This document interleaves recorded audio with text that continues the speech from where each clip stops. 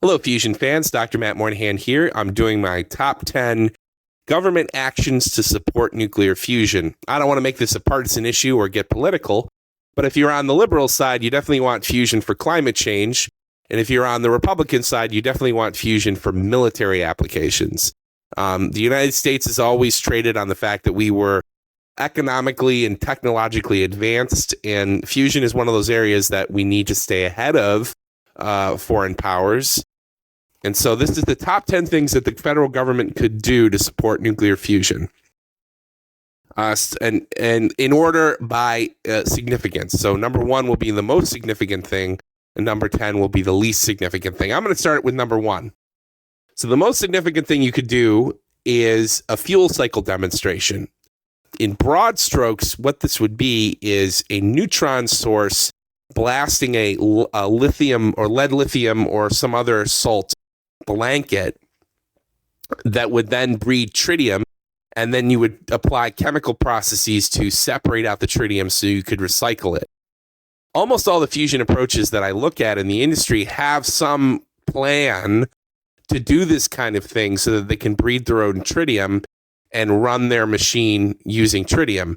But it hasn't been done in a large government facility, as far as I know, yet. It's something that needs to happen and something that needs to be developed. So there are the Kyoto Fusioneering is saying that they're going to do this exact thing in Japan. They're going to build a system that I just described in Japan, and then they're going to sell an off-the-shelf product to do it. There's also a demonstration benchtop facility at MIT that just got started. And General Fusion generally has the most experience with lead lithium. But it would be good to do, and the government could do it probably at Savannah River National Labs. That's probably the best place for it. They have the most experience with lead lithium and tritium. So it's a broad cross-cutting research project that would help many, many fusion companies. So number 2, ICF targets mass manufacturing. This is an issue for all the IFE companies. When you look at IFE as a space, the driver pieces are pretty well sorted out. There's been a lot of work on lasers. There's been a lot of work on pulse power systems. It's sort of been a priority for NNSA, and it's a priority for private industry. The problem has been with the targets. That has never been an area of importance to NNSA. So there hasn't been a lot of work done on mass manufacturing of these targets. If IFE is going to work as a power plant approach, that's got to be addressed. Now, there are some good ideas for how to mass manufacture, including 3D printing and additive manufacturing. Microfluidics is another great area that could use they could probably give us a lot of mileage. So if the government was looking so where could it fill gaps that the private industry need, this is a good area for that kind of thing. And there is an RPE program out, or there's an RFI out now that might address that. Okay, number 3 is NRC Regulations. This is really important.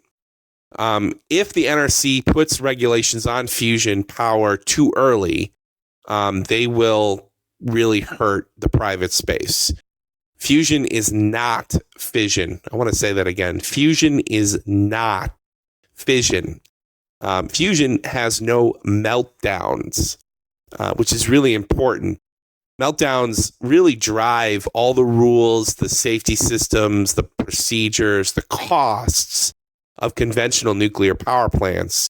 Fusion doesn't have this problem. And so that makes it a completely different animal with a completely different set of rules that should be placed on it. But the NRC should not come down too early for this and also these plants are so varied. I mean, there's so many different kinds of fusion power plants that are being pursued that the rules need to be adjusted to fit the right plant. So take your time with this. I think give the market more time to develop, give private industry more time to mature, and then we'll see where we're at maybe in 5 or 10 years.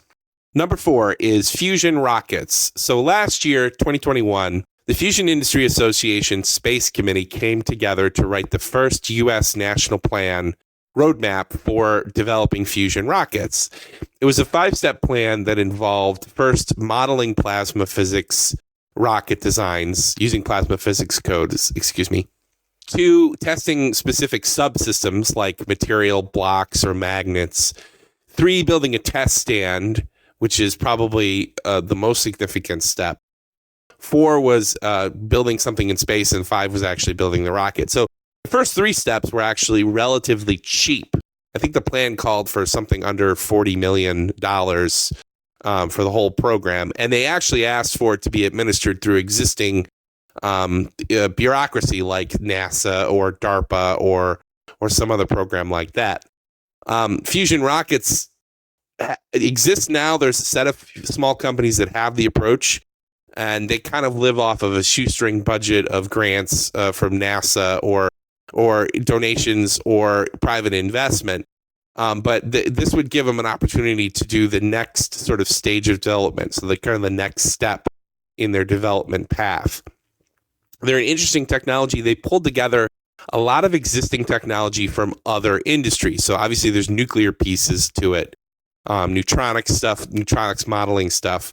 But there's also superconducting magnets, which play a role. And so there's existing resources for that.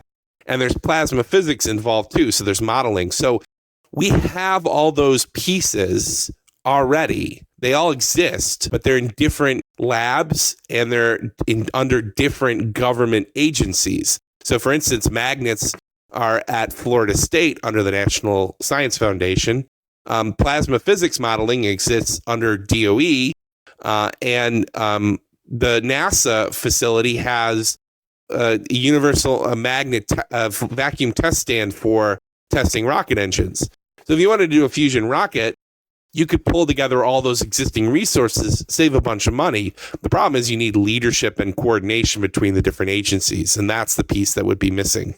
But it would be really helpful if the federal government funded this. Fusion rockets are the next hypersonic. Basically, we need to lead in fusion rockets. We're not leading in hypersonics against China and Russia. So fusion rockets would be the next hypersonic. And it would enable, if we could get it working the way we want it to, you could get to Mars in a couple of weeks. So it's pretty exciting technology. Probably the most exciting spin out from fusion energy development. Number 5 is release codes.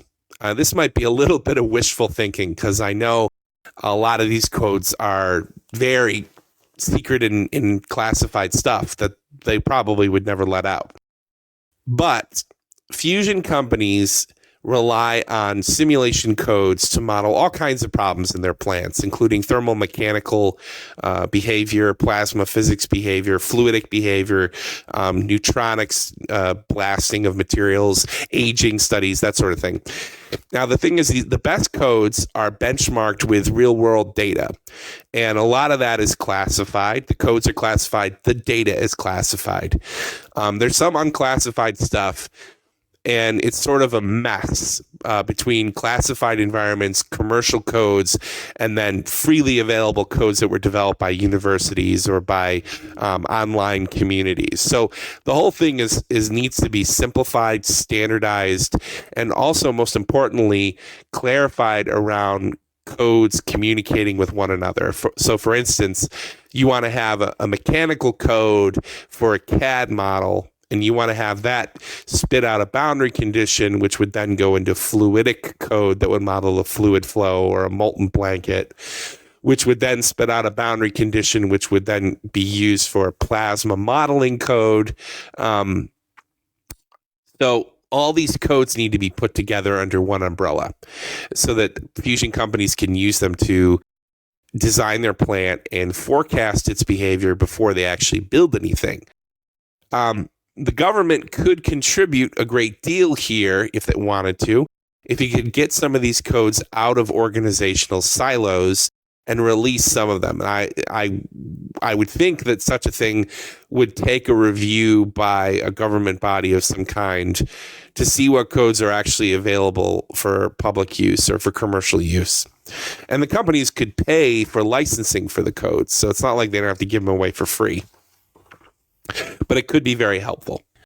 Number 6 is costing research. Investors and the public and the federal government are all trying to figure out how much is it going to cost. And it's very hard to make that statement at this time. The best you can do is a general cost with a large error bar. And of course, the rule is the further out you go in time, the more inaccurate you have to be. So a lot of people are, when they forecast the energy prices for 2050, some people have no idea how to put any kind of numbers on fusion. And this is where the government could really help. ARPA-E has done some work already. In 2017, they funded a small company to do costing analysis for 4 prototype power plants. And that company worked with Bechtel to put together a report that kind of estimated the price point for 4 different power plants. Now, of course, since 2017, the space has proliferated with a whole lot of other designs that haven't been costed. So when investors go to a company and they say, how much is your plant going to cost? And what is the levelized cost of electricity? The company has no standard way to do that. They have to come up with their own ad hoc sort of methods, and there's lots of different methods, and so it's not standardized, it's not uniform. So the federal government could fund a university or a national lab to put together publicly available costing tools that would be available to the investor. Now, Princeton, for example, proposed doing this with a software that was plug and play.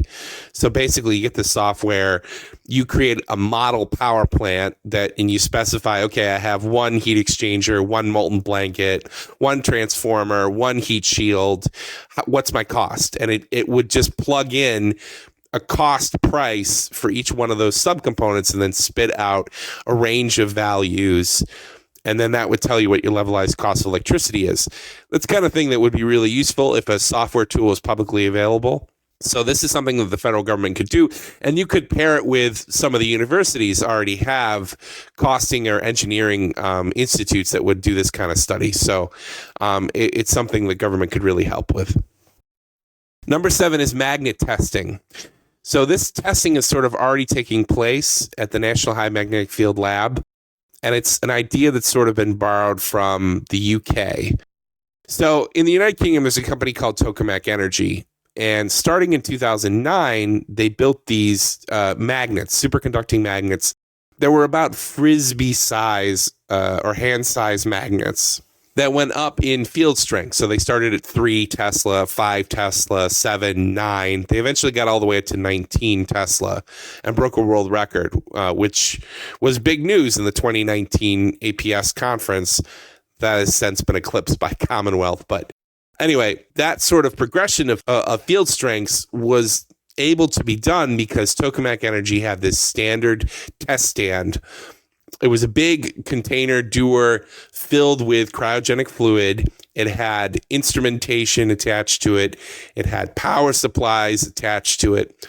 You could design this standardized magnet and test out your wire, your cabling, your structural materials, your design, pop it in this thing, turn it on, and then test your field. The UK government is now trying to make that capability available to more private fusion companies with a publicly available test stand. It could be a user facility. Basically, the government could build the facility and then the companies could foot the bill for a specific test. So the cost is partially taken on by the private industry. So it's a public-private hybrid type thing, which would be good because you want to introduce market forces and economics into this sort of thing. So the federal government in the United States could do something like that, and they wouldn't even need to really build anything new. The best thing they could do is repurpose a test stand down at the National High Magnetic Field Lab into a fusion-related test stand. Now, are the test stands down there totally appropriate? Probably not. Fusion magnets are different in scale, size, scope, and design than a conventional science magnet, a magnet you'd build just for science. So there could be some retrofitting that might be needed, but a lot of the facilities and people and resources are already there. So this is sort of an easy thing to do, and it would help the fusion industry. And the goal is to make the results and the facility available to lots of different companies. So you want to have a diverse set of users, a diverse set of ideas, because of course, risk is still high. A lot of these companies will probably fail, but the fact that we have so many shots on goal is really a good thing. And if one company does fail, it will see the space with people, hardware, resources, and knowledge that the other companies can easily pick up. So in general, we want to have lots of different shots on goal, lots of diversity, lots of variability in the concepts, and the government can kind of piggyback off all that with this magnetic test stand stuff. Number 8 is clarify the mandate around NNSA. I want to say up front that they shouldn't change the mandate of this organization. The NNSA organization exists in the federal government to make, control, and understand nuclear weapons, and that's a very important part of U.S. strategic defense.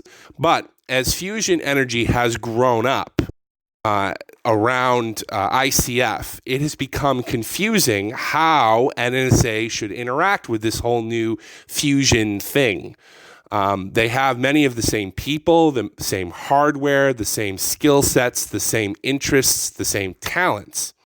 Now, the way Congress is going to kind of do this is they've created this inertial fusion energy program, and they gave it a very, very, very, very small amount of money. I think $3 million was in the 2021 budget. I think Congress called for $25 million. And the thinking there was, well, hey, we've already put hundreds of millions of dollars into this nuclear weapons program. Let's add a little bit of money and dedicate it specifically to fusion energy. And what will happen is this little bit of money will leverage all this existing investment we've already done in this other area. And so that's the thinking that Congress has when they created this program. Well, in practice, it doesn't work that well. In practice, there's a lot of entrenched culture, and there's also confusion. Basically, the lab directors and the scientists don't really know how to interact with this inertial fusion thing. And Congress has this vision of how things work out in the real world. Well, they don't actually work like that in practice. Also, the amount of money that they gave, $3 million or $25 million, whatever that is way too low for the needs of IFE. The biggest area is the targets, right? NNSA has funded all this work around laser drivers and laser systems, but mass producing hundreds of thousands of targets every day or every week was never a priority for NNSA.